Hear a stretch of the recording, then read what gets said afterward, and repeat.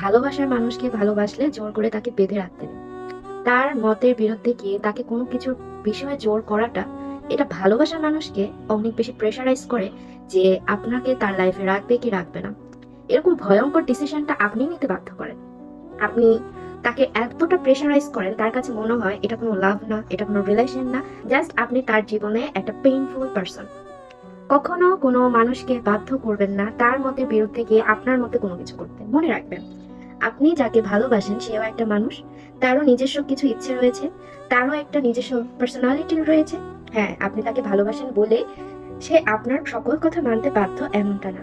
প্রথম অবস্থায় আপনার সকল কথা সে মানবে, আপনার সকল কিছু সে শুনবে, রাখবে। ধীরে ধীরে তার কাছে আপনাকে পেইন মনে হবে। পেইন মনে হলে মানুষ কি করে? পেইন কিলার খায়। পেইন কিলারের জায়গায় ভালোবাসার মানুষ কি করবে? দ্বিতীয় পুরুষ খুঁজবে অথবা নারীকে খুঁজবে। প্রথমে সে বলবে সে আপনার